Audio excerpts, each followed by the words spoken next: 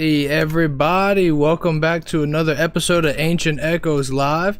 Hope you're all having a fantastic day today. Hope you've had a great weekend. Awesome, what's going on with you, man? How are you today? Oh man, just been enjoying the weekend. Welcome everybody to the Sunday live stream. We had such a good time last weekend. We decided we are going to do it again, and we might make it a regular thing, guys. How's your weekend been going, Brossom? Oh, dude, it's been fantastic. We're sunburnt again, as you can probably tell. Sunburnt as always. Got so much done in the yard, man. Got the year's first mow in, the first weed eat and everything. So it was really nice, man. Really nice. It's always good to just get some productive stuff done, put some mulch down and everything, and it's pretty sweet, bro. Good deal. It's always good to get out and about. Well, tonight, guys, we're going to be talking about Gobekli Tepe. I'm really excited to talk about this, and there's been a couple stories recently about it, but it's one of the more fascinating sites in the world. It dates back at least 10,000 years is what a lot of archaeologists say. So we're going to check that out tonight. Last week we started off with a couple funny Christian clips, and we enjoyed doing it, so we're going to do it again, guys. We had a good time. So for sure. Everybody out there, as you're coming in, put the crosses in the chat, and feel free to ask us anything. We are going to have a live Q&A at the very end, and we'll get into whatever you guys want to talk to and check it out. Sounds good, bro. Let's go ahead and do it. Switch over to do a little bit of some funny clips here. All right, so our first one comes in here, and hopefully our audio is working just fine on this. Created the universe. Some people think nothing created the universe, which is the funniest guess. And the nothing people make fun of the God people. They say God doesn't exist. I'm like, okay, maybe. But you know what definitely doesn't exist? Nothing. That's the defining characteristic of nothing, is that it doesn't exist. So what are we talking about? Either you think it's God, something you can't see, touch, taste, photograph, and science can't prove, or you think it's nothing, something you can't see, touch, taste, photograph, and science can't prove. I think we can all agree, if your nothing sometimes spontaneously erupts into everything, that's a pretty magical nothing, you guys. Ask the nothing people, what happens when you die? They'll tell you, nothing. You go into nothing. I'm like, you mean you merge back with your creator?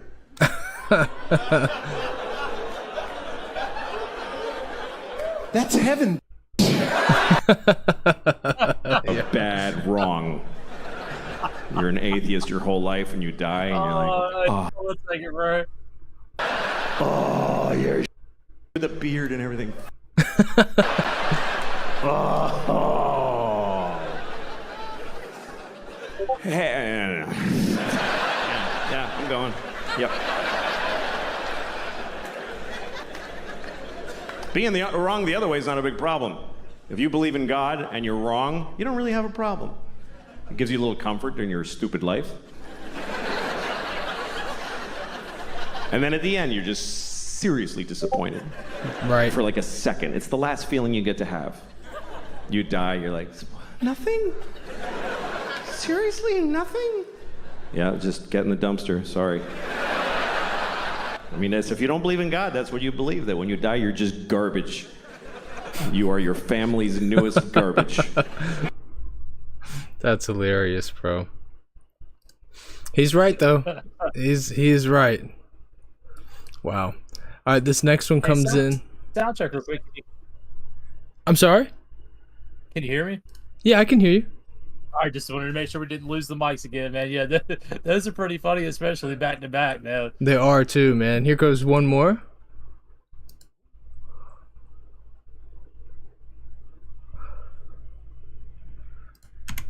Make sure I can actually have this play in here. I have a feeling that I didn't have this up correct. There we go. But when I post up, y'all, who wants a piece of Goliath? When I saw y'all was doing all this. But when I post up, y'all run away, y'all back down. Who want the smoke? I do. I want all the smoke. Laughs in KJV. Your God won't save you. Yeah. We sturdy over here. In the name of the God of Israel, I will mop the floor with you. Then I'm going to cut your head off. And then I'm going to feed your body to the animals. And everybody up in here will know that there is a God. Lies. filthy Philistine. Filthy Philistine.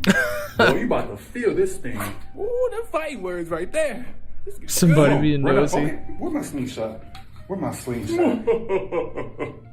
It's the slingshot for me. It's the slingshot for me. Boy, sit down. Go sit on that rock right there. Thinking he gonna do something with a stick. Am I a dog? I got your rocks. Who's sitting down now? Who wants a piece Yo, of Goliath? that's hilarious, bro. That is too funny. That's good stuff, man. That's good stuff. We got a couple little photos too, a couple little posts from I think it was Christian Puns. It's a cool little channel, man. Or a cool little page. I found it the other day, and they had some cool stuff in there. Absolutely. This one says, we were running late to church, but it's exactly right, bro. Exactly. Yeah. You feel justified. Growing up in a big family, that was always, yep. Somebody was always the reason we were late to church. I sent it to our mom. She says, yep, that was the extra child. Wasn't me. Wasn't me. Yeah, right. Yep. Oh, dude, that's hilarious, bro. That is a great feeling, though, when somebody else is getting chewed out, you know you had nothing to do with it. I was in the car. I was ready to go. Yep. It wasn't my fault this time. Nope, wasn't me. Oh, that is hilarious, bro. This one says, Jesus, table for 26, please. But there are only 13 of you. Yes, but we're all going to sit on the same side. That's awesome, bro. Oh, I always thought that was good. Let's see here. This is classic service at 8 a.m., contemporary at 9 a.m. Golly, mid-century, modern 10, postmodern 11, boomer services at noon, millennials at 1, blended service at 2, happy hour service at 4. Bro, that's hilarious, man. That's exactly how it is, too. Pick your flavor. That's exactly how it is, man. The older that we get or that people get, you see church just starting later and later and later on a Sunday. That is so funny, bro. Millennials at 1 is perfect, man. That's too good. Wow. Well, bro, that's a great way to start off the show, just to have a little bit of an icebreaker, enjoy just that weekend flavor of how everything is going. Tonight, you had some things set up for Gobekli Tepe, right? Yeah, for sure, man. We're going to look at Gobekli Tepe, look at Karahan Tepe, which is a site that's near Gobekli Tepe, but it may be even older. There was a recent article written in Popular Mechanics, actually written yesterday, that we're going to check out. We're going to go through and all that. We have a few clips to start out. Bronson, do you want to pick one of these clips out? I think we've got about everybody that's coming in here. Do we have any comments in the chats yet? We got Mr. Samothy coming in there. What up there, Sam? He says, "What's up, guys?" That's awesome, What's bro. up, Samothy? Old Samothy. Yeah, bro. All right, man. Let's just go ahead and we'll move back over this direction, and we're looking at Gobekli Tepe on the Wikipedia page. So, on a brief rundown, what we've got here is just a really ancient site. Assuming that that you're unfamiliar with it, it's a very ancient site. It's probably one of the most ancient in the world. I suppose it's possibly debatable. But the site was first used at the dawn of the Southwest Asian Neolithic period, which marked the appearance of the oldest permanent human settlements anywhere in the world. I think that's what's really important here, is that so far, according to my knowledge, this is the oldest permanent human settlement that you can find in the world. They link this to the Neolithic Revolution and to the advent of agriculture, but disagree on whether farming caused the people to settle down or vice versa. Gobekli Tepe is a monumental complex built on a rocky mountaintop with no clear evidence of agricultural cultivation, and has played a prominent role in this debate. The first time I ever heard about this was on a Joe Rogan podcast. I imagine others probably have dealt with the exact same thing. That I can't remember the old guy's name that came on there, but he went hard on this, and he presented this theory about cataclysmic events, and that we were in some. That was most likely Randall Carlson and Graham Hancock. Yeah, there you go. Thank you. And that was a fun little episode there, but that's about the extent of my knowledge when it comes to this site. And I know that in recent months and even about a recent year or so, we've had this site show up a lot more, for some yellow tape showing up. Environmentalists, I suppose, are getting involved, and quite a few little things going on there. So I'll let you just point us in the direction that you want to go, but we just wanted to get the initial information out on what this place was. Well, for you guys joining in that don't watch often, this is Ancient Echoes, and it is a Christian channel. So we look at things from a biblical standpoint. And when you're looking at Gobekli Tepe there in Turkey and Karahan Tepe and all these old sites that date back older than anything else that we've found, it begs the question, is this the first settlements after the flood? Right. Or was this pre-flood? Because right there in Turkey is where Ararat is. So if the boat lands on Ararat, the three sons come down and they start, building architecture. So that's one of the thoughts on this. Another thought is that it's a pre-flood site that was discovered after the flood, and then kind of excavated and found by a man that was left out of the Genesis 10 genealogy. So there's a couple of different theories on this. I know it goes back probably 11,000 years. It says that it was buried on purpose. So there's a lot of mystery behind here, and there's a lot of different theories that get posed, whether it was the mud flood that buried this, or the primary one you hear mostly is that it was buried intentionally. So it makes you wonder. Right. It certainly does make you wonder. We have a theory on this that we'll work on as we go through this, but I want to check out some of these clips. Sure. And kind of let the picture get painted for you guys, and then we'll go back through Jubilees, and we'll look at a couple of things to kind of paint the picture of what we're thinking here. Yeah. All right, so our first clip comes from actual Google Maps, believe it or not, and we'll just kind of, let me collapse this side panel so we can get a full screen here. And this is a little 15-second clip. This is really, really cool, man. This is the 0 point in time. Gobekli Tepe is waiting for you in Şanlıurfa. Don't miss it. Wow. So I mean, look at that, bro. If this is amazing, the oldest human settlement that we've got discovered, we can already see, let's just say for argument's sake it's the first, right? Which it may or may not be. Let's just say Shem, Ham, and Japheth get off of the boat and this is what they're doing.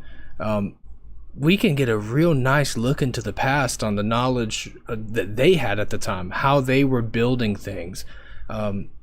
Is there anything in particular here that sticks out to you when it comes to architecture? We hear stories about how the Temple of Solomon and a handful of other structures in the world are created in a way that we cannot repeat it with our modern technology. Is there anything here that's like that has incredibly advanced architecture? I mean, as it's going through, we can just pause it right here if you'd like. Sure. That's I mean, you see the animals that are carved in it, and these big, massive T-shaped pillars. I mean, they are massive too, man. Okay. Wow. I mean, just look at it. Yeah. And I mean, as old as it is, I mean, they're saying that it was a lot of people say that it was purposefully buried 11,000 years ago. And I mean, it's just stood the test of time. Look at that. Yeah, that's insane. And we have all kinds of images that show, a lot of these carvings and different things depicted. It appears that this settlement were also phallus worshippers, like a lot of the ancient world was. I have a picture of like a ritual pit that has a lot of different phallus carvings. Let's just keep it PG. Sure. And that's in the images, and we'll get into that in a little bit. Unless you want to check it out now, we have lots of images to show. Yeah, I'd love to take a look at that. I'll tell you what, let's do this first, man. Let's go to the maps and just show exactly where it's at. Yeah, for sure. So everybody gets a good idea of where it is. And if you wouldn't mind, I didn't send anything, but after we look at this, could we pull up where Ararat is? Yeah, most definitely, man. Okay, so here's a map right here. We're looking just southeast of Turkey, correct? It is actually in Turkey. Okay, it's actually in Turkey. Okay. Yes. Okay, got you. Yeah, I see the little white border there now. So I'm seeing Tosh Tepe, Sefer Tepe. What does that word mean? Do you know, Tepe? I do not. Let's look it up. Yeah, it'd be a fun thing to do. What language is this, do you think? Aramaic or Arabic or? I am unsure, sir. I think it would be Turkish. In Turkish, yep, there he is. In Turkish, it means hill or peak. Okay. What does Gobekli? Yeah. What does it mean? Okay, it means the Belly Hill. It's an archaeological site located in southeastern Turkey, believed to have been a sanctuary of the ritual significance. It is also referred to in Kurdish as the Potbelly Hill. Interesting. Very cool. And I think that's interesting to think that on that one pillar there, it looked like some type of hog or some type of swine that was... Yeah, they had all kinds of stuff, scorpions and everything. Man. Yeah, that's what's weird. If we zoom in some, you can see Karahan Tepe right there. Yeah, okay, I see that. It's not far at all, and there's all kinds of little settlements right here in this area, the southern Turkey, northern Syria area, right there at in the middle of the Tigris and the Euphrates in upper Mesopotamia. I mean, it's right there, man. And I was looking back at our Genesis 14 war, and that's where title came from. This exact area. Really? Yeah, when we were going through that, we were talking about how he was the king of nations, or the king of Goyim. Right. And that right there around Gobekli Tepe, Karahan Tepe, all of that area right there is where it's suspected that he and his troops staged from and then met up with the other, I believe, 5 kings. Very Or cool. 4 kings. That's interesting, cool, given the location of all that and saying that he was the king of Goyim. If I'm not mistaken, in the book of Jubilees, the line that's given for Japheth comes like right up under where the B is in Gobekli Tepe, right where the E is, and shoots at like a 45-degree angle headed towards this little mini-map. So he would be right on that border there. Right there in that border, exactly what we talked about. If you guys haven't seen our Genesis 14, it's the War of Giants. I believe it's our most viewed video. We go into this in depth, but that is found in Jubilees. Right there is the border between the sons of Japheth and the sons of Ham, right there where the border was separated. Wow. Exactly, man. Good memory. Very, very cool. But you just see how close it is right there. Now, if we could, let's pull up a map of where Ararat is. Sure. And then we'll get into some of these other clips. And then we'll get into Jubilees and kind of lay out a hypothesis on maybe if this place was located in the Bible or the extra biblical text somewhere. All right, so these guys, we'll look at a couple of them. This one here is saying that it's way far over towards the east of Turkey. Well, that would still be in Turkey. That's actually right there by Gobekli Tepe. That's the same? Right. No, go over one, that last map you're at. Yeah, no, this one makes more sense. Yeah, this looks closer. This is by the Black Sea. Okay, very, very cool. That's hard to read. Trying to get one that just looks good for oh, here we are. That looks nice. Let me go ahead and just zoom in on that one real quick. All right. There we are. So that looks right there, right in the same area, man. Just beneath the Black Sea here. Just a little bit northeast of it. Just a little bit, not much. Right. And if you're going to go anywhere, from there, you would you'd either go north, you have the mountains, you have the Caucasus Mountains, or you go south and you go into that fertile plain there in between the Tigris and the Euphrates. Yeah, no doubt. The first place I would go is where there's a little bit of fresh water, and it looks like just underneath that triangle would be where a lake is. You know what I mean? Right. So that's, wow. Okay, so what do you think? I hate to make you say something opinionated on here, but what do you think, opinion-wise, is the likelihood that this was a settlement either set up by Shem, Ham, and Japheth, or at least in honor of their place? You know what I'm trying to say? I wish that it was, but if I'm being honest, I believe that this was a pre-flood site. Really? A pre-Noah's flood, pre-deluge site. Yeah, just because of the dating of it, um, the way it was buried. I believe it was found after the flood, but I believe the original settlement would have been an antediluvian one. Or, Wow. if you're not a Christian, that it was pre the Younger Dryas, or however you want to put it. I understand both points of view, but Wow. it's definitely old, man. It's definitely old. I believe it's pre-flood. Wow. That's remarkable. When that's the type of history that I think most Christians. I'm really being biased here because I'm interested in it, but that's the type of history that I really want to know more about. That antediluvian history. Anybody who was a fan of the great Rob Skiba or Gary Wayne or whatever, I mean, the things that they claim were possible and what was happening. Book of First Enoch.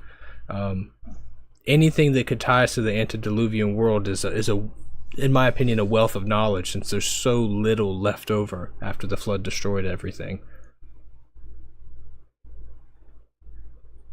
For sure, there's all kinds of mythologies on this pre-flood world. I'll tell you something that's interesting. We might look at in a future live stream. There's a lecture by Manly P. Hall on Atlantis, and it gives a little bit of an insight to what the more esoteric people think about the pre-flood world. And I think, comparing and contrasting that with a biblical narrative, you can kind of get a good idea what both sides think, and you can fill in the blanks a little bit, but that's about as good as you can do. Yeah. If you guys are interested in us doing a commentary on that lecture by Manly P. Hall, and he's a cultist, he's not a Christian, but giving his insights on Atlantis, which is very interesting. If you're interested in that, put it in the comments below, and we'll do it next time. Wow. Yeah, I don't think I've ever read that lecture. Or is it on video? It's a little too early for video, right?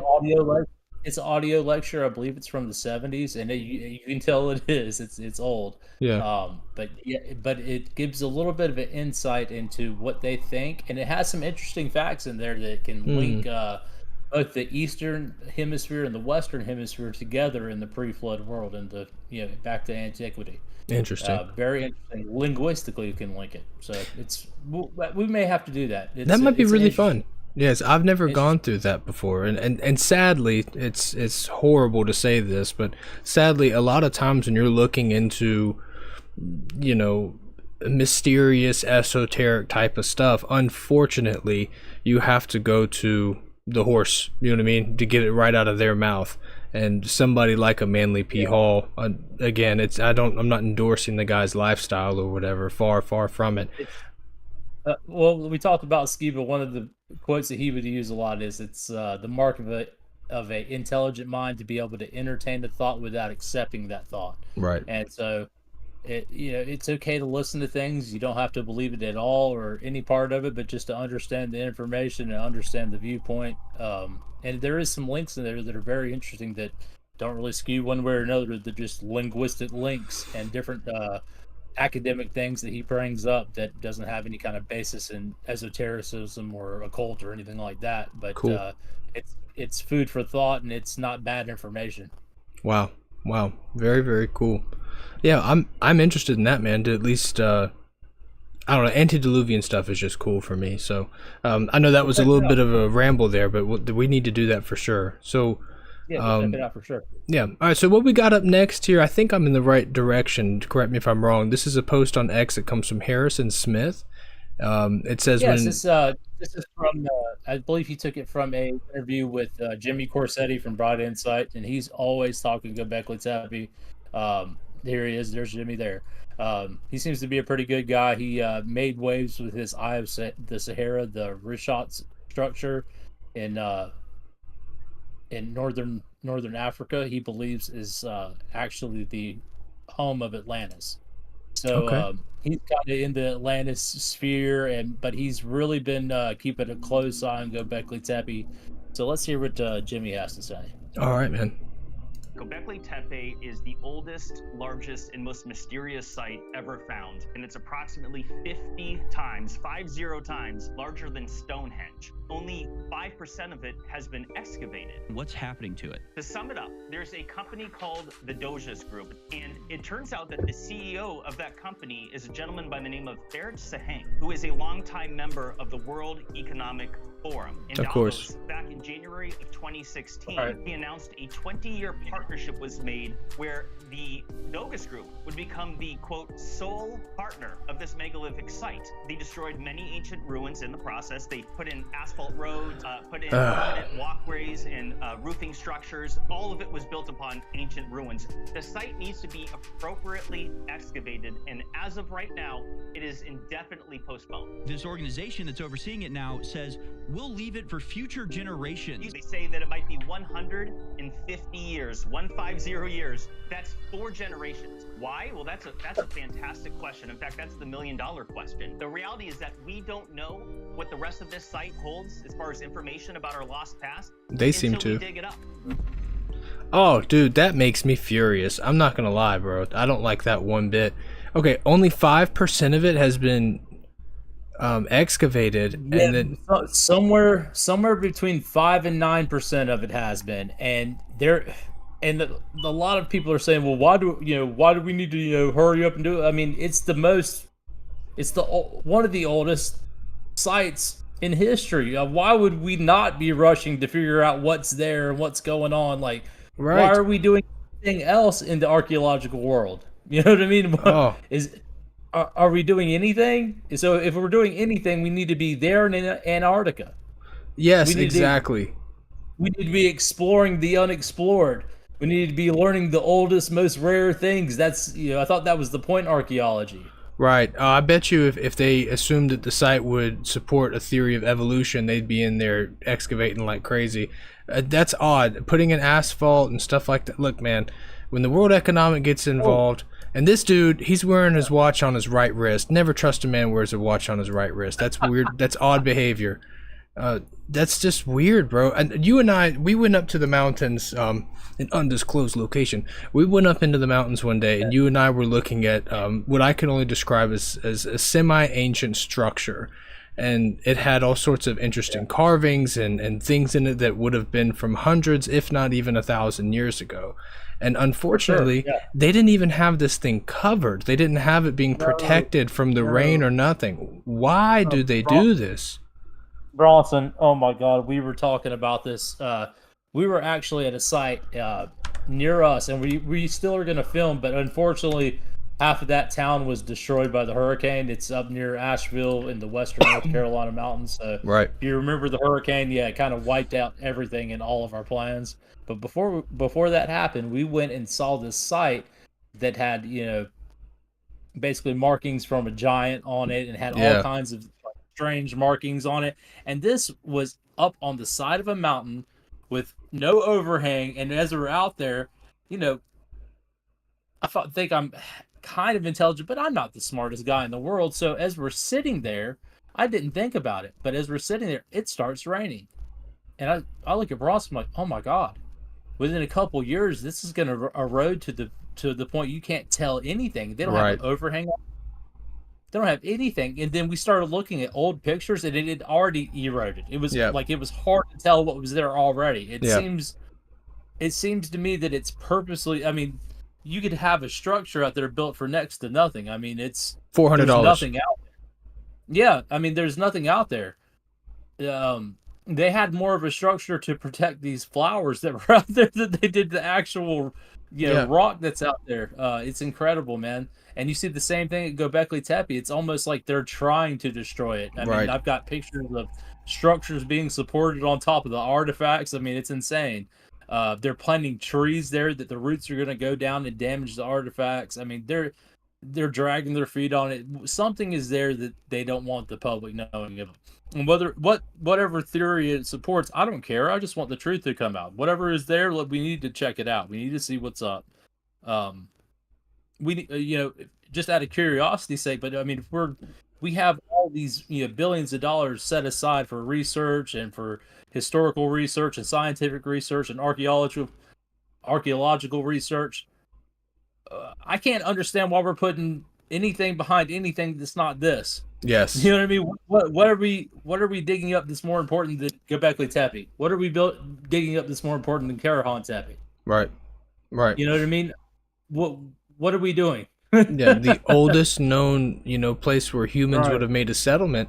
The oldest. I mean, I don't know, bro. I mean, I hate to sit here and beat a dead horse on it, but come on, bro. Like, the fact that we're not, and I know most people who are subscribed to Ancient Echoes, you follow us on X or whatever, chances are you're of the same mindset. That should ring some odd bells, man. That should ring of secrecy. Somebody's hiding something. Somebody's deliberately trying to destroy evidence of something.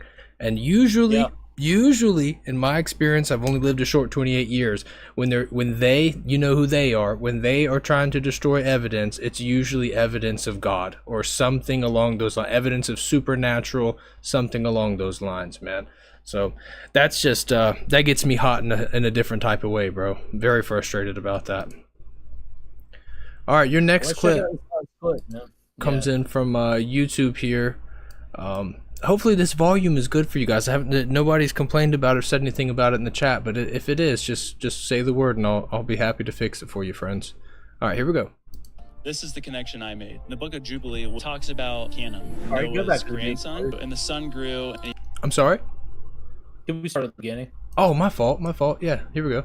The Gobekli Tepe, it was buried intentionally. Some of the pillars had carvings of humans, animals, and then human and animal hybrids. Oh, yuck. A lot of what the book of Enoch talks about. Yeah. This is the connection I made. In the book of Jubilee, it talks about Canaan, Noah's grandson, and the son grew, and he went to seek for himself a city. He found a writing which former generations had carved on the rock. It contained the teachings of the Watchers, the fallen angels, in accordance with which they used to observe the omens of the sun and the moon and the stars and all the signs of heaven. That's wild. Literally what's on these pillars. And here's where it gets crazy. The Gobekli Tepe is in Turkey. They discovered what they are pretty darn sure was Noah's Ark was found in Turkey.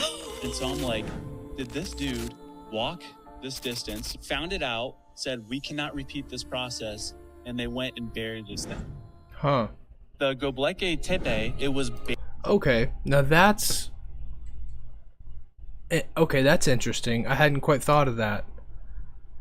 Well, we had talked about this before. You remember Canaan, right? Yeah, for sure. All right. Well, let's they talked about it, so let's go to the book of Jubilees. Now, it talks about, Genesis 6, you saw it come up on the screen, and they talked about the book of Enoch, and that's true. But where this story they're getting the story from is actually from the book of Jubilees. Right. I don't remember the exact section. Do you, sir? I don't, but if you'll talk for a little bit, I'll find it. Sure. Okay, and this is Canaan. He was the son of our foxhead, if I remember correctly. Now I'm just going off the head here, guys. And if you look in Genesis 10 in the Table of Nations, he is actually removed. Where you have to go to find him is in Chronicles. That was correct, right, sir? In Chronicles? Yes, uh-huh. Okay, so you have to go to Chronicles, and then you see he's in there. So he's removed from the Genesis account, but he's not from the one in Chronicles. Now, did you find it, sir? I sure did. So this is when they, in the first week of the beginning of, Arphaxad took to himself a wife. I'm not going to say her name. She's the daughter of Susan, the daughter of Elam. She bare him a son in the 3rd year of this week, and he called his name Canaan. And the son grew, and his father taught. He taught him writing, to seek for himself a place that he might make a city. And he found, here we go, Canaan.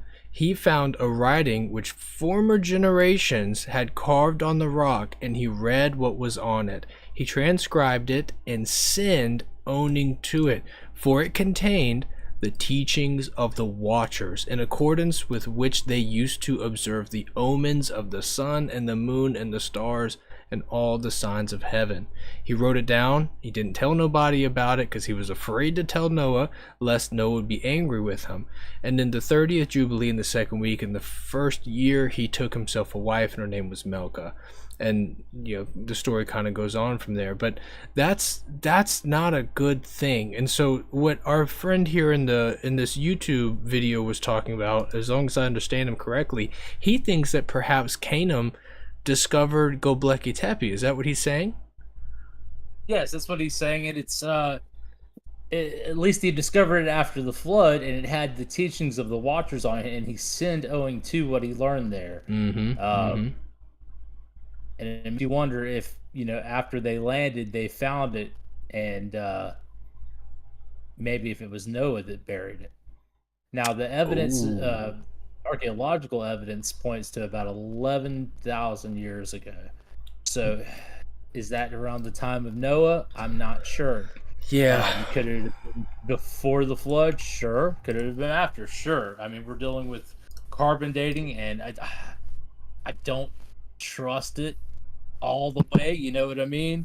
Growing up and doing some Christian school and stuff like that, they would do these different experiments where they would show you a petrified piece of wood. On one end of the wood, it would test back 10,000 years. On the other end of the same piece of wood, it would test back 250,000 years. Right. And they would do studies like this to show us that, hey, it's not that reliable and all that. So I have my and I know that's not the best way to look at it, not the only way to look at it, but I do have my reservations about the carbon dating. Sure. But this is definitely something that could point to that, because they're all in that area around Ararat, and that's right there on the border. I mean, it's right there. Yeah, that is really, really interesting, man, to think that perhaps, you know what I mean? Thinking about that being an actual, I don't know what you would call it, a sanctum, a city that was of the Watchers. That's just, no wonder, if that's the case, no wonder they want to bury it. No wonder they want to put in roads and pave over things and plant things to disrupt and disturb with roots and all that stuff. The last thing they want you to know is that the sons of God, the angels, came down and made it with human women, according to the book of Enoch and then the book of Jude and all that. And of course in Genesis chapter 6, if we see that happening, man, if you have evidence pointing towards that, you by default have evidence pointing towards the Christian faith or towards biblical authenticity. And that's the last thing they want. Well, guys, while we're here and we've been covering this for a little bit, let's give a shout out. We have 15 people watching us on X. This is our second stream ever on X, so what's up to you guys? Wow. If you have any questions, put them in the chat, and I'll be checking on them periodically. Just let us know. Let's see here. Do you have anybody on Rumble that has any questions or any comments or anything? You know what? I'm a horrible streamer and I don't have Rumble up, but I will pull that up right now. We love Rumble, guys. We love you guys on Rumble, so don't get angry at us. I apologize. I'll pull it up right now. Bad streamer, bad. Let me go over there real quick. But wow, man, what an interesting concept to think about. So, what we can do is take a look at Gobekli Tepe and some other videos on here. But you've also got something going on with this other spot. The name of it. Yeah. Yes. Are you ready to get into that, or you want to take a look somewhere else? Well, I'll tell you what. Let's go ahead and pull up some of the photos. Let's pull up some of the photos to show some of the archaeology that's found here, and just so everybody can get a good visual. Yeah. And then we'll check out this Popular Mechanics article that came out yesterday. Very interesting, guys. It claims that this place is actually an ancient calendar. So let's check out some of these images and posts that we've got here. Great. All right, so this is one that you sent to me. Just tell me if I'm in the wrong one, and we can just kind of skim through them. Oh, man, we can just go through them all. Not a problem. Word. All right, this one says, my latest beef with historian / archaeologist Gobekli Tepe was found 30 years ago and we know nothing. How and why did Stone Age hunter-gatherers, 9600 BC, build this massive, intricately carved site over thousands of years? 4,000 plus years. Wow, wow, wow. When you say it like that, 4,000 plus years before the Sumerians. Odd. Yeah, odd indeed. Right. Yeah. I mean, look at some of this stuff here, man. That's incredible. And yeah. I think, okay, forgive me if you'll just give me 30 seconds to ramble here. If you're from my generation or you know, around there, these pictures may not mean much to you because your entire life you've had YouTube and pictures and videos of Egypt and everything else. But I just want to point this out. 4,000 years before the Sumerians. This is incredibly old, man. Really, really old. Look at how well it's held up even after you. Come on, bro. That's insane. I mean, well, when you're looking at it, like if you zoom in on the one on the bottom left. Bottom left, okay. Yeah, you see that photo on the bottom left. You see the bird there. It's almost like a thunderbird. It has almost hints like it feels like a totem pole. You know what I mean? Like the image you see on a totem pole. It's true. Kind of like a stone version of that is the kind of sense I get every time I look at certain carvings here. Right. It has the same kind of feel as a totem pole. Yeah. I just thought that was interesting, especially when we're talking about the links between the ancient world and the ancient Eastern Hemisphere and Western Hemisphere. Some of these carvings definitely have that kind of a flavor to them. Yeah, no doubt. Oh, and that, to me, that would make sense if we're talking about something that is some type of pre-flood or whatever. You would have some really odd creatures. You know what I mean? Things that would be only found in a fantasy book or whatever. Now, immediately what points out to my mind here, to my eyes, I see these wooden structures. These look new. Those don't, they stick out like a sore thumb. They don't belong there. Right. But what the highlight here are the T-shaped structures. Mm-hmm. As you go around with the smaller stones in the wall and the T-shaped structures that are protruding here, the top left, and you can see them going around in a circle there. Wow. Yeah. From here, this looks like a really nice angle. Right. Yeah, and it's the one up in the top right as well. Those are very, very well cut blocks. And it's just a shame that it's such a small percentage of this, that's been excavated, and that academia just seems to have no interest in doing anything else. It's just a shame, man. It really is. It really is, man. Now, I've been in the rabbit hole for almost half of my life now. And one thing that I've learned over the years is when it comes to architecture, a lot of times you'll see things that are very old and then new things are built on top of it. What's your opinion about all these little extra stones that you see? All these, they look like pebbles here, but those are heavy rocks. Do you think those maybe came after?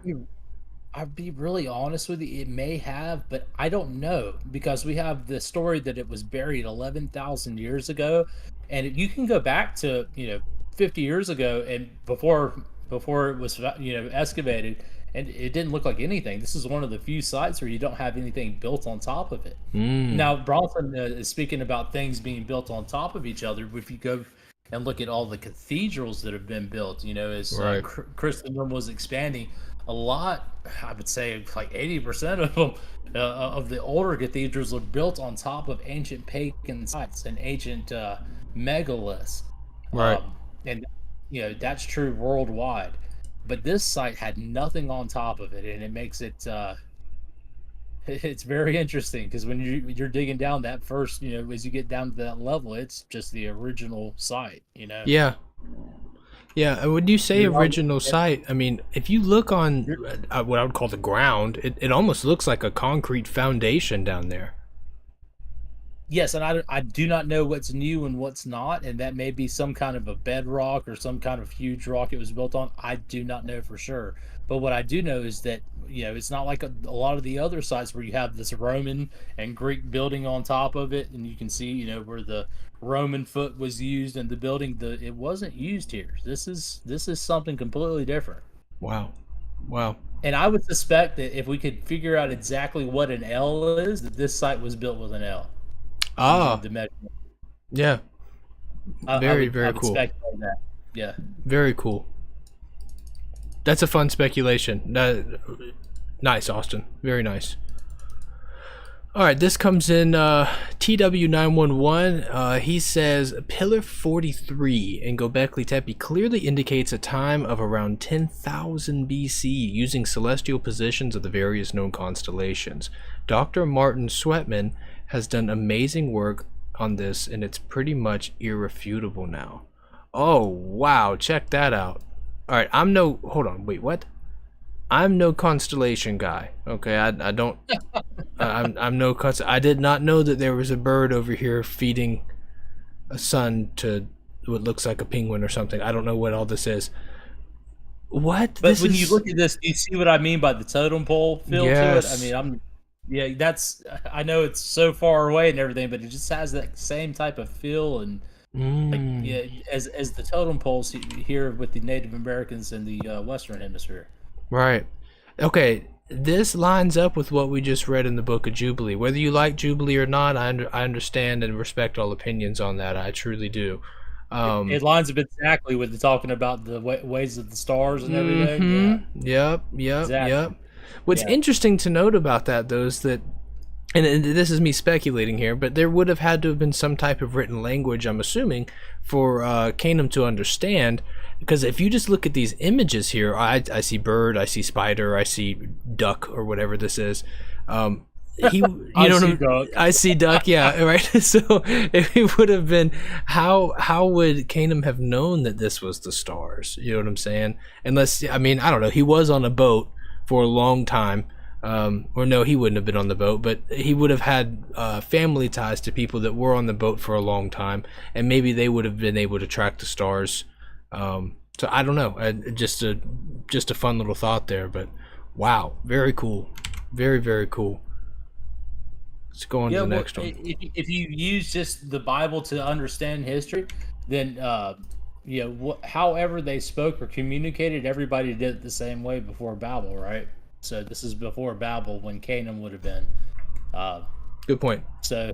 So if there was some kind of a writing that was a worldwide understood language, then that would have been communicated on these pillars. If this is in fact where Canaan went and saw these things.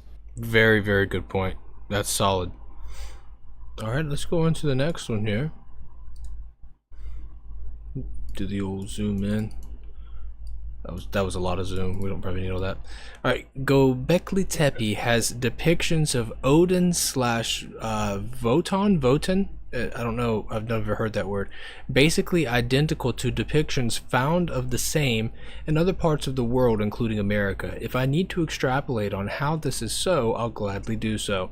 I believe this, along with the site's connection to the deluge, the sinking of the old world, Atlantis, and the immigration of the Atlanteans, is why this and so many other sites get, quote, buried.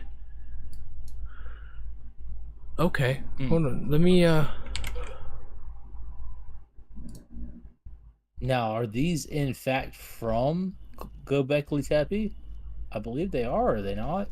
Let me back that up. You guys let us know. I think they are, but if they're not, let us know, guys. Let us know in the chat.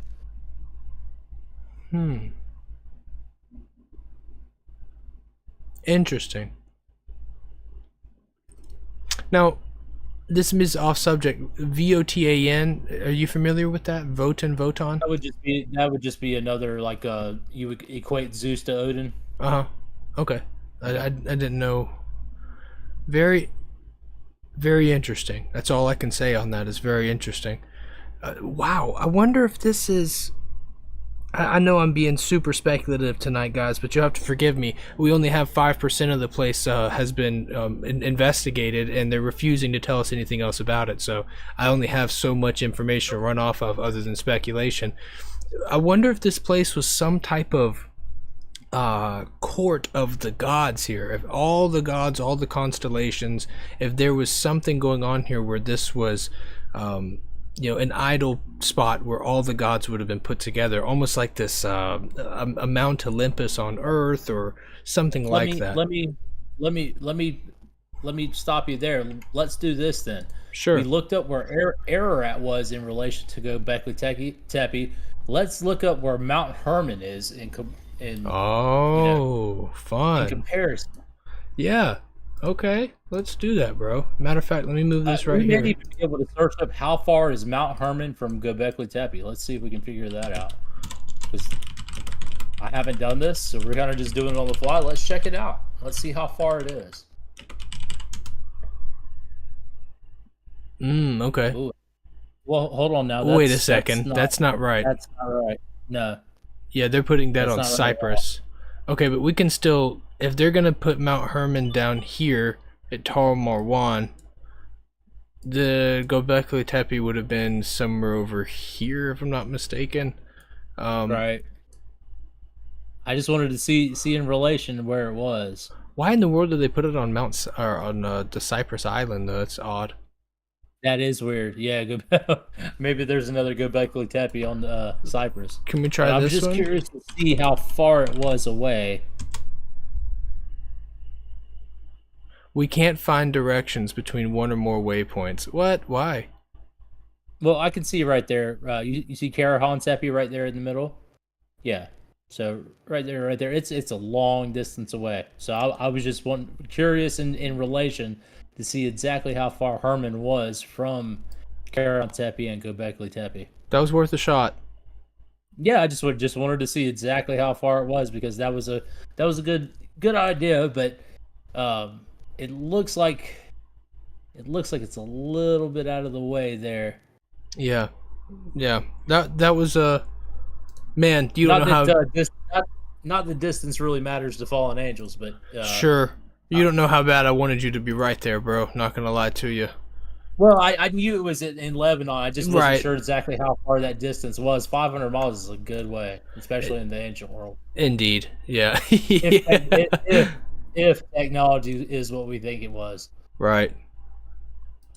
Which Very I cool. question, really. Yeah, I do as well, especially pre-flood. Okay, this is going to be just a little bit of reading here, so I forgive me, guys. Well, I'd say we're going to be doing more in the popular mechanics along this line here. Mhm. So let's skip over these real quick, and Sure. we'll cover that in the popular mechanics article. Fantastic. Okay, this comes from PFK Help, and she's replying to the Robert Seffer, and she says, while Gobekli has become a destination site, Karahan Tepe or the 20+ others are not. Only a small fraction is unearthed. Seems they all share so much in common. What we learn from ancient Anatolia will transform so much of what we know about civilization soon. I mean, it's already turning the world upside down, because we thought Samaria was the oldest civilization for the longest time. A long time. It was either between Samaria and China, and we're looking now. We're seeing this is far and away older. This looks like a lot of work. There's a lot of work to be done, and it seems that nobody's doing it. Man, y'all hiring Ancient Echoes? Will go do it out there, bro. Just give me a shovel and a water bottle. Right. Well, from what I understand, Karahan Tepe dates back to at least 12,000 years, so it's even older than Gobekli Tepe, from what I understand. Wow, that's insane. Yeah, it's just crazy old. I mean, just crazy old. Ah, man. I hate this. I want to go. I do too. I want to go really bad. We were talking so much, and there was a lot of links between the Eastern Hemisphere and Western Hemisphere, and I've said it a few times tonight. But I just wanted to show these handbags, one in America with the Mayan culture and then one in the Sumerian culture. Yeah, Mesopotamia. Same handbag. Now they say, and I think I have pictures on here of there's carvings at Gobekli Tepe with this same bag. Why? Okay, you say handbag. When I looked at it, I immediately thought the water bearer, kind of like Aquarius. Why handbag? It's in their hand and it looks like a bag.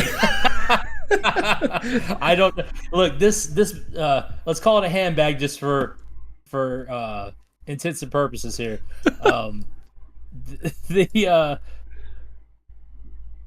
It shows up all over the place. It shows up in Babylon, in the Americas, in Mesopotamia. I believe it shows up in the Indus Valley civilization. It shows up all over the place in Zoroastrianism. It shows up everywhere, man. It shows up all over the place. And I believe I have photos of it at Gobekli Tepe. And you got to, guys, I'm pulling things off the web. If there's anything inaccurate, please let me know. If I'm pulling up something that says it's from Gobekli Tepe and it's somewhere else, let us know. We like to be accurate. Right. But I believe we've got this. Let's keep going to these images because I want to see if this bag is in there. Most definitely. But I did want to show that because there's going to be a theme in our live streams going forward, the ancient links between the Eastern and Western hemisphere, especially if we're going to do that Atlantis lecture, because that is heavy stuff. Good stuff. Cool. Yeah, I'm interested in that. Jimmy Corsetti says, I took these photos just last week. Brand new sidewalks being constructed on top of buried... Oh, no. On top of buried ruins at Gobekli Tepe. Make no mistake, there is no plan or intention to fully excavate this site. Fact, 90% of the ancient ruins remain buried.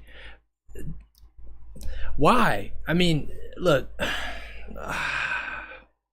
I'm not gonna rant. I'll save you guys the rant. Yeah, it to people like us, this is so infuriating. I want history to be maintained so we can trace it back and at least get the truth of what our world is to the best of our extent of our knowledge. And this stuff right here, it just bothers me bad. I mean, even I'm all for destroying the idols and everything, being a Christian, but even watching ISIS to go destroy all those old temples and destroy history. I mean, stuff that that people in the West hadn't even got a chance to excavate or look at or document, and it's just gone forever. I hate that type of stuff, man. When history gets destroyed, it's just such a shame. There's nothing you can do to bring it back. I know.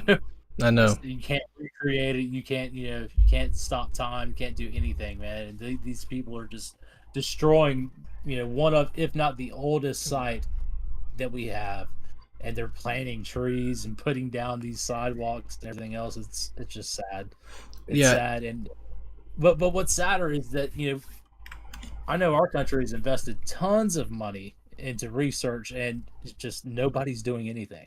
That's so frustrating. Here's the thing. You want to do some sidewalks and make it a pretty little tour site down the road, generate you a little bit of income? Sign me up. I'll be there. But excavate the spot first. That's my issue with it. Yes.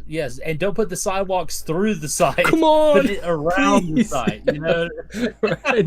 Please. I feel like this isn't rocket science, bro. If little old me can figure this one out, come on, bro. Right. That's insane. All right, let's go into our next one here. Okay.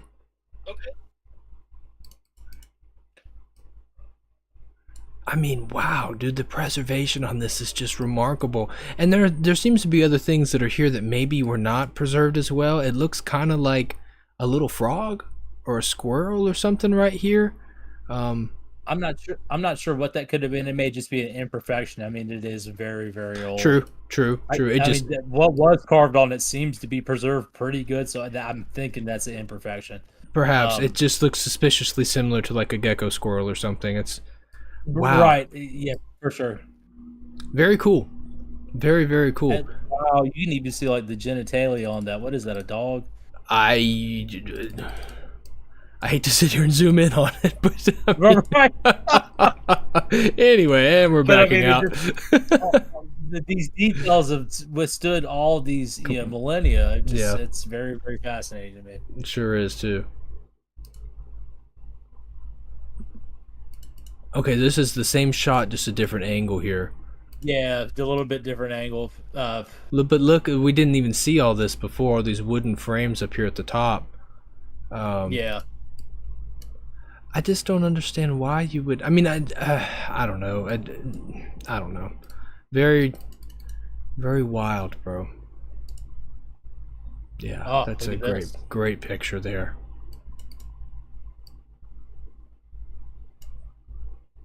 Now, at the very top here, let me zoom into this as much as I can. So the res is going to drop. I apologize. Is that 3 handbags? I believe so. This in between the second and the third one, going from left to right after number 2 and in between number 3, looks like a little bit of a hand. Right.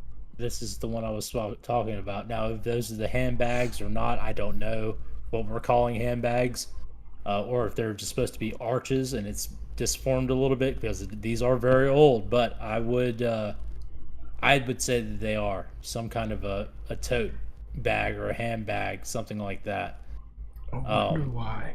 And I say that because everything else is preserved so great. I mean, look at the little animals, the scorpion, and right. I'm going to call it a thunderbird because I'm not sure exactly what that is. But I mean, you could, like, even on the scorpion's tail and everything, you can see it's preserved, you know? Yeah, man. And what is that with all the legs? Is that a spider scorpion? You know, don't sign me up for that. No joke. Yeah, you're right. That is a lot of legs, dude. You're so right. Yeah, spider scorpion, no thanks. 0 out of 5 stars. Do not recommend. Interesting. It's 8 legs, yeah. It certainly is too. Wow. But look at that one as you go up next to the scorpion. Look at that tail. Does that look like that looks like a stinger on a tail there as well, doesn't it? Yeah, it does. That's why when I notice the legs, it does not line up with the biblical text at all. So I'm just being silly here. But my first thought was locust from Revelation, that they have this tails of a scorpion, and you know what I mean. It's if this is antediluvian, though, God knows what in the world they were dealing with here. You know what I mean? Just the strangest, wildest creatures.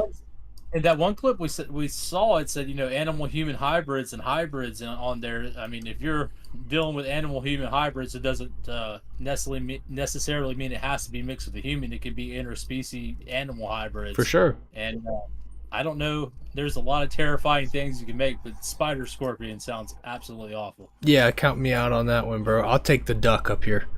It's sign me up for the duck. Yeah. All right, I think that's it on the images, man. Wow, very, very cool. Okay, so our next section, I believe, was from here. This is when we're getting into Karahan Tepe and Gobekli Tepe, right? Yeah, for sure. Now, let's look at some of these, and then let's do the Wikipedia for Karahan Tepe and do just a little bit of it. Sure. Just to be fair to that side as well, so we're not just focusing on Gobekli Tepe, because indeed Karahan Tepe may be older. Right. And guys, make sure you put your questions in the chat. We're going to get to them at the very end. If you guys have any input on these ancient sites, or anything going on, current events or anything like that, let us know, because after we get done with this, we will be taking your questions. Yeah, and tell me something I don't know, man. If I say something wrong or dumb or whatever, just... Oh yeah, I don't for sure. mind. You're not the experts. Very interested. No, just a couple Christians trying to figure it out. Now, I Yeah, know that this is a little bit on the, crude side or whatever, but when you look at this picture here, this looks to me to be uncircumcised flesh. You know what I mean? Which is kind of lets me know that you know what I'm trying to say. I'm talking about Bible here. We're talking about I don't want to speculate. Yeah, but it appears to be that. Yes. Yeah, it certainly appears. Yeah, and so I'm thinking this is we can go ahead and rule out Abrahamic type of stuff here, but at the same time, that definitely looks like one more than 3 skin. Yeah. Yeah, no doubt.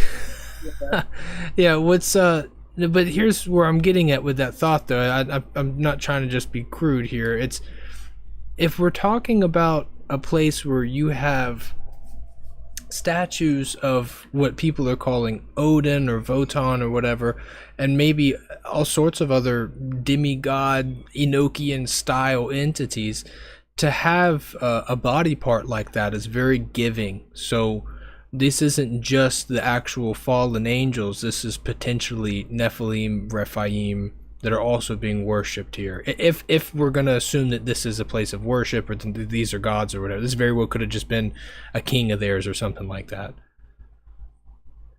Yeah, I don't know, man. I'm not sure what this would tell us other than like it's a massive human or a massive hybrid or something. I mean, very well could have been a Nephilim sculpture that what we're looking at here. Who knows? Yeah. Who knows? Things so old, it really could be anything, man. What is maybe a fun thing to do is just to count the ribs here. You know what I mean? And just I wonder if he's got the same amount of ribs as a normal human or a woman would or whatever, you know? If that's even ribs and that's not marks from the excavation. That's a good point. Good point. Good point. Coming down. Yeah, look at the size of that head. Yeah, and look on his chest/stomach, he's got these little markings too. Yeah. Goodness gracious. I wonder how they got that round shape in the head there. I mean, yeah, the nose is kind of goofed up or whatever, but man, the cheekbones and the shape of the head is pretty on point, guys. That's pretty cool. And the curve on the beak of this parakeet thing is it's impressive. It's definitely skilled craftsmanship for sure. Yeah, I can't do that. No. Okay, this is interesting. I want to look at this. Let me zoom in here a little bit. What the heck are we looking at here? my brain's like, we're playing ancient cornhole, and then I look down on this. That's the only thing I've seen so far that kind of looks like writing to me. Can we zoom in on that a little bit? Yeah, give me. How's that? The exact same. Yeah. Very. I mean, that looks like a pig to me. Swinish. I cannot tell what that is. Well, on the front, on the face of that rock at the bottom, that base rock there, that's what I'm interested in. Oh what yeah, is no, that? no joke. And that's the only thing I've seen so far that looks like a written language. Or something. Is that like a serpent that's going there? I'm sorry, I just cannot tell from. Hard to tell. That is a wild boar statue, is what it says. So it may be a wild boar, but I would really like to know what's on the front of that bedrock there, for lack of a better term. The one at the bottom. Me too. But that is a wild boar, is what it's saying, man, for sure. It certainly, the shape of the nose definitely looks like that. Yeah, there you go. Here's a better one. I didn't even know this was down here. Man, oh man, oh man.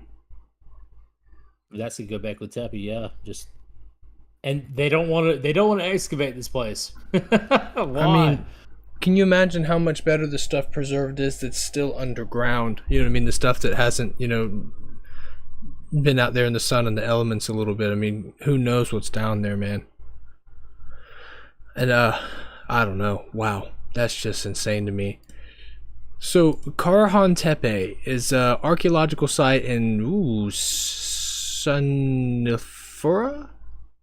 Sure, Sanifora, Turkey. The site is close to Gobekli Tepe, and archaeologists have also uncovered T-shaped stelae there. Am I saying that correct? Stele? Yes. They're believed that the sites are related. According to the Daily Sabah, the excavations have uncovered 250 obelisks featuring animal figures as of 2020. Additionally, the site may be the earliest known human village, predating the construction of Gobekli Tepe, dating between 9500 and 10,000 BC. The site is located near Yagmerlu, I think, and roughly 64 kilometers east of Gobekli Tepe, which is often called its sister site. It is part of the Gobekli Tepe Culture and Karahan Tepe Excavations Project. The area is known as Kasitla Tepe by the local people. It is part of a region of similar sites now being uncovered, known as the Tastepelar is an upland area in the southeastern Anatolia region of Turkey near the city of what we discussed earlier. Very cool. So as a region of similar sites now being uncovered. So this, I'm assuming that this word here is that umbrella term for all the sites that are similar to this. Yes. Okay, so this was discovered in '97. That's the year I was born, and we still only got 5 to 10%. 5 to 10%. Very, very new. Yeah, it says it's 2000 as of 2023. Only 5% of the site has been excavated. So we're looking at a very, very small percentage of both of these sites that have been excavated. Oh, you're right. It is carved into bedrock. I'm sorry to interrupt you, but you were correct. That was bedrock. That's insane, dude. Okay. Cool. I said it, but I wasn't sure. Thank you for confirming that. Yeah, it's insane. And the crazy thing is that we've known about it now for almost 30 years, and that's all done. There's got to be a reason for that, man. There has to be. Yeah, you can't convince me otherwise. Wow. I would love to go here, man. I don't know what I would do there, but I would love to go. Carved into bedrock seems like a really oh, check that out. Look at that. It looks like a face right here. Hold on. Carving into bedrock seems like a very impressive thing to do. Yes, I believe this is where we're starting to get into those phallus pits. Maybe this isn't the one. We're going to get to it, though. Where it's a ritual pit. Very interesting here. Looking for anything that sticks out. That's particularly interesting. There's more of these T-shapes. Just tons of them everywhere. Yeah. I apologize if you guys hear my daughter squealing across the other end of the house. She's having a great time, I promise. Oh, there it is. Right there in that pit. Mm-hmm. It's that little face, man. I mean, I'd see if we can get really close to that. Am I tripping? That's a face, yeah? There's eyes, there's the brow, nose, and the mouth.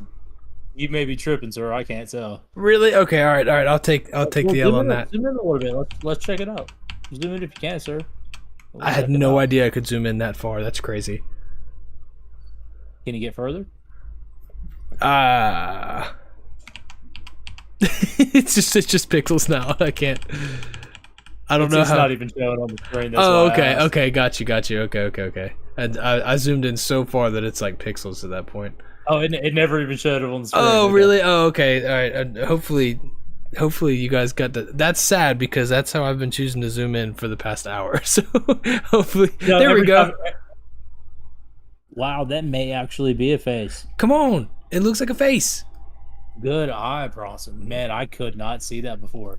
He almost looks like he has an Adam's apple right here too, on his neck. Oh my God, it's Caitlyn Jenner.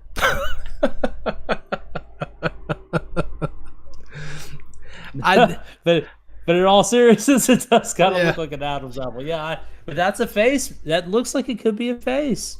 It certainly does. I want so bad for it to be a fountain. His mouth is perched in a way I really want it to have water coming out, and I want this just to be a really nice swimming pool. That's what I want this area to be. I know that it's probably not, but it looks like it'd be like, here's your water slide off to the left here. It looks perfect to me.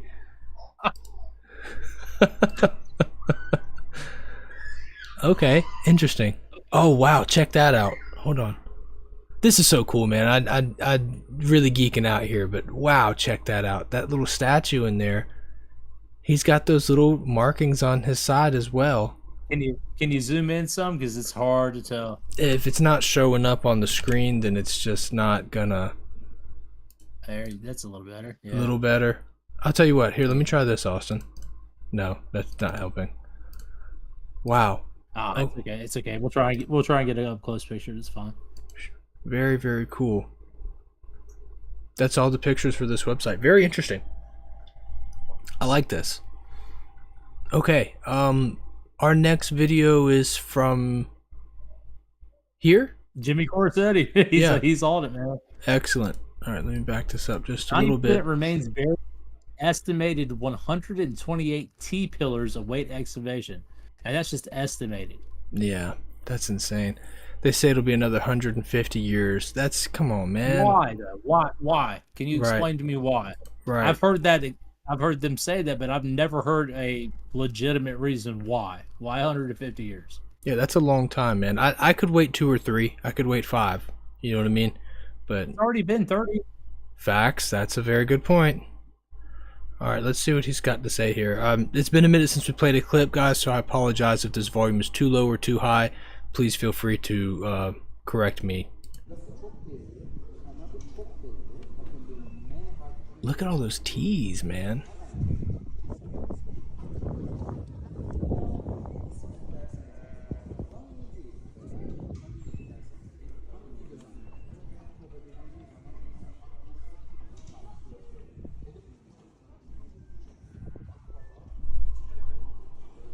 Oh, it's humongous, dude. Jeez Louise, it's Massive. huge. Absolutely massive.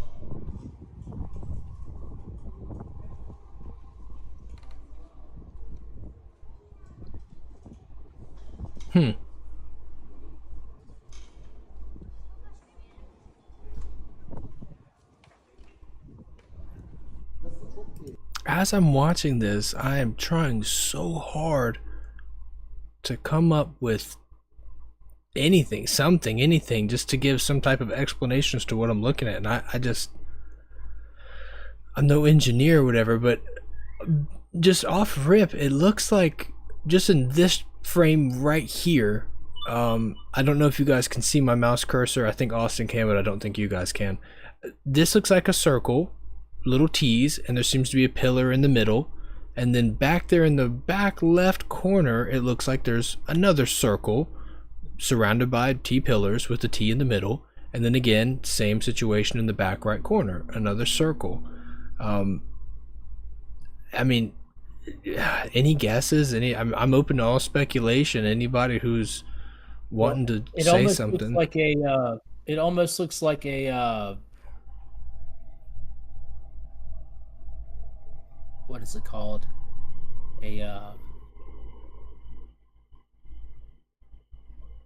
I'm drawing a blank. I couldn't even begin to know. It's like I don't know what they're called. They were like ritual pits that the Canaanites used. They would do these rituals where they would have these pits.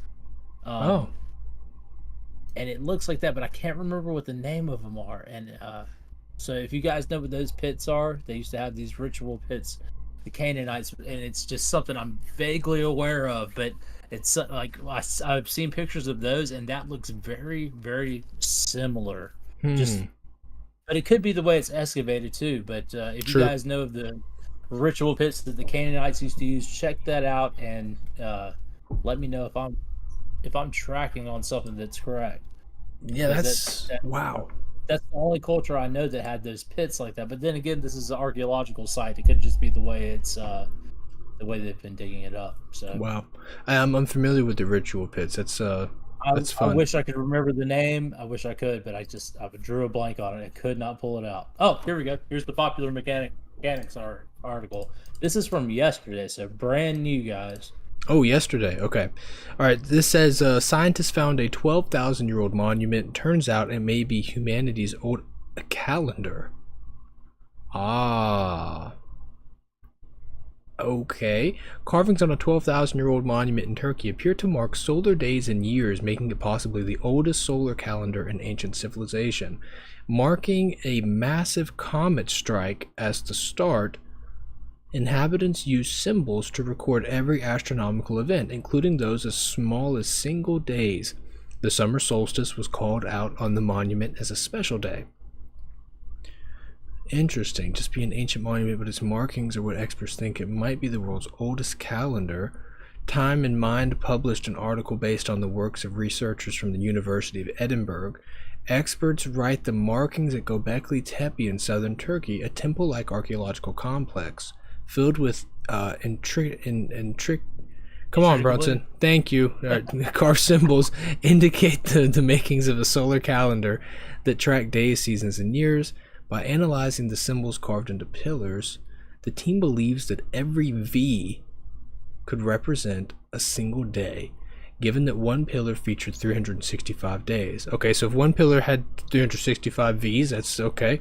And among those, the summer solstice in particular was highlighted with a V worn around the neck of a bird-like beast meant to represent the summer solstice constellation during that time.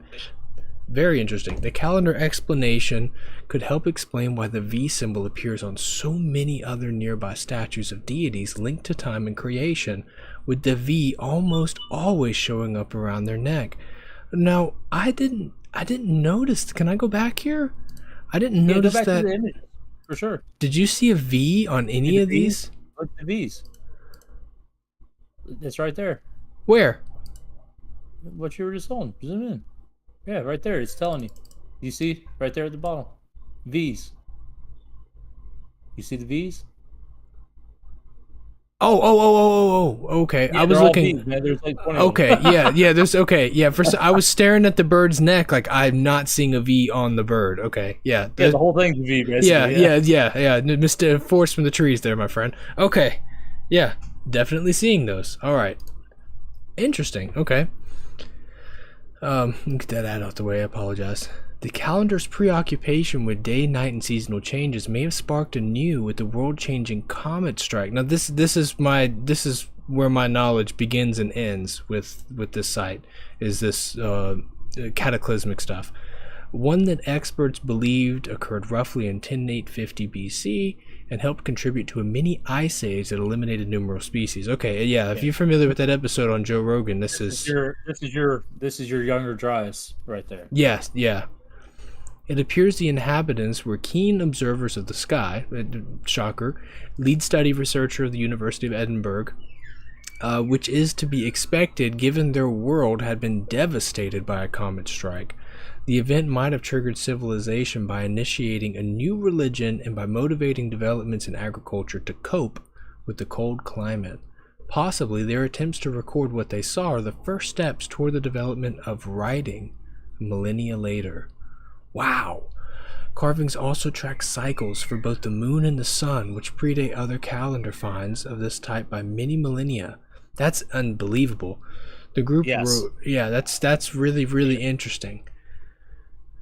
Tracking the movements of meteors, the ancient research may have also shown for the first time that comet strikes happen more when the Earth's orbit crosses the paths of circling comet fragments. How in the world would they have had that knowledge, man? Look, the only way I could even imagine you getting that without the use of witchcraft or incredibly advanced technology or a combination thereof is if you came from descendants of people that were on a boat that had been elevated incredibly high by the immense amount of water that had been poured onto the earth. You know what I'm saying? There would have been no light pollution. There would have been no trees or mountains blocking your view of the sky.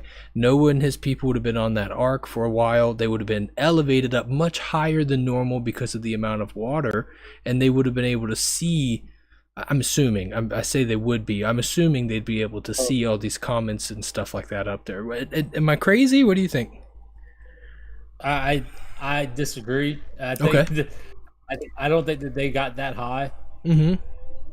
I believe what you're looking at more or less is the teachings of the Watchers. Okay, that's a fair thing. I can see that. This is what I think we're looking at more than anything. Is it? I don't believe any human was ever able to see that. I believe that what you're looking at is teachings of the Watchers. The same thing when you're looking at the Nazca lines in Peru. Who could they have possibly been making those lines for? Yeah. Who could have seen that? Agreed. You know what I mean? Sure. So when you're going back this far, I think that we're looking at Genesis 6 scenario and the story in Enoch, first Enoch, that narrative of the Watchers where they were teaching mankind all the secrets of heaven that they knew, whether it was the way of the sun, moon, and stars, or it was the root cutting and absolving, enchantments or casting enchantments, that type of thing from Enoch. I believe this is a part of that. Okay. Where they were teaching humans what now is known as the 7 liberal arts. Right. It was the 7 sacred sciences. And I believe this is what we're looking at. I could be wrong, but going to that time period and through a biblical mindset, that's the only thing I could think of, is that it was teachings from the Watchers. I think that's a fair answer. Very fair answer. Wow. I think that's it for that article. We can go into... Oh, that's Beats. Oh wow, we're done. No way. What? That's insane. I didn't know. I thought we had so much. Dude, I want to do this more. I feel like there's so much more to discover here. There is a whole lot more. And I think we're gonna do a standalone show on it. Because there's some more theories that come from the more I say new age type of crowd that I would love us to kind of dissect and look into.